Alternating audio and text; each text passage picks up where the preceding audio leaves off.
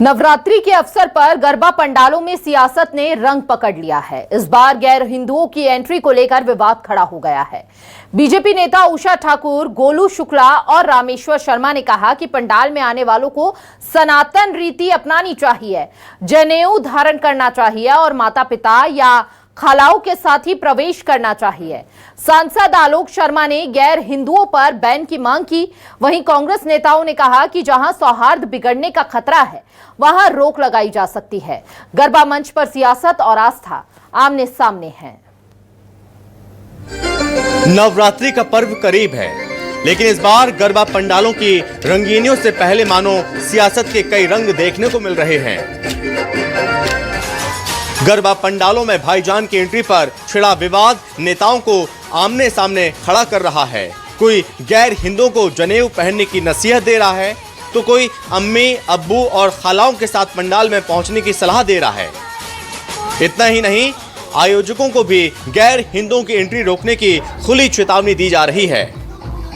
दरअसल गरबा नवरात्र का सबसे बड़ा आकर्षण है, मां दुर्गा की उपासना का पर्व। लेकिन इस बार परंपरा पर सियासत का रंग चढ़ गया है। हिंदू संगठन गरबा में गैर हिंदुओं की एंट्री का विरोध कर रहे हैं। बजरंग दल के अंदाज में जवाब देने की धमकी दे रहे हैं।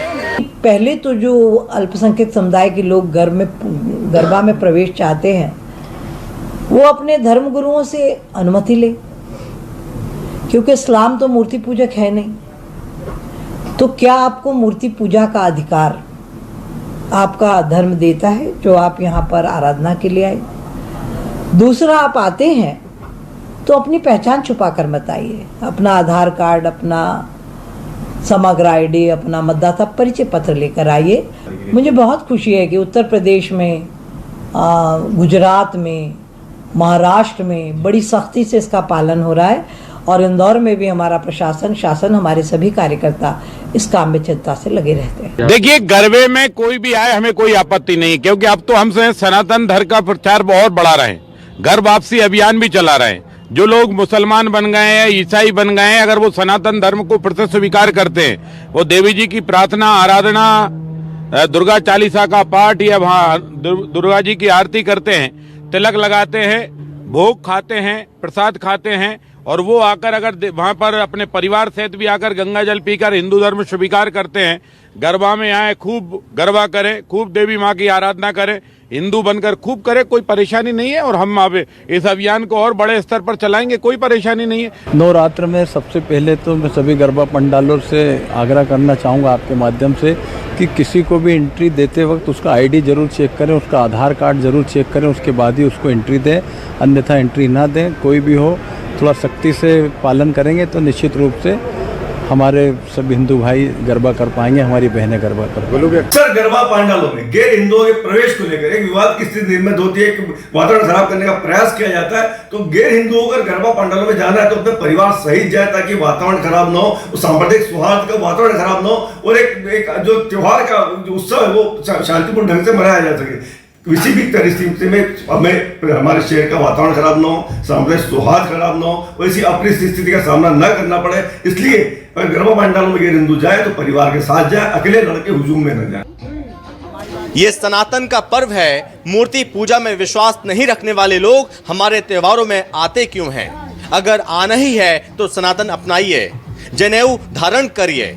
4-5 पीढ़ी ऊपर देखेंगे तो सबके पूर्वज सनातनी ही निकलेंगे। इंदौर से लेकर भोपाल तक भाजपा नेताओं की जुबान गरबे पर गरज रही है। इंदौर के विधायक गोलू शुक्ला ने कहा, पंडाल में एंट्री से पहले आईडी चेक हो। वहीं सांसद आलोक शर्मा ने गैर हिंदुओं पर बैन करने की मांग की। गरबे में कोई भी आए, आपत्ति नहीं, लेकिन जो बहन, माँ, अब्बा, अम्मी को साथ लाएं, तिलक लगाएं, दुर्गा जी की आरती करें, वही स्वागत योग्य है। हम सनातन का प्रचार प्रसार कर रहे हैं।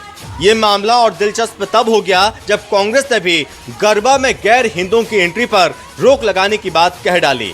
कांग्रेस नेताओं ने साफ कहा, जहां सौहार्द बिगड़ने का खतरा है वहां रोक लगनी ही चाहिए।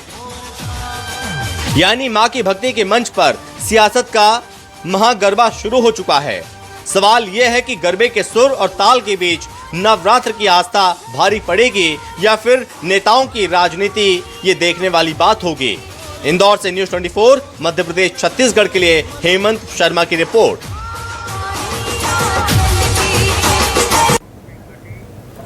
और फिलहाल इस बुलेटिन में इतना ही। तमाम बड़ी खबरों के लिए देखते रहिए न्यूज़ 24 मध्य प्रदेश छत्तीसगढ़।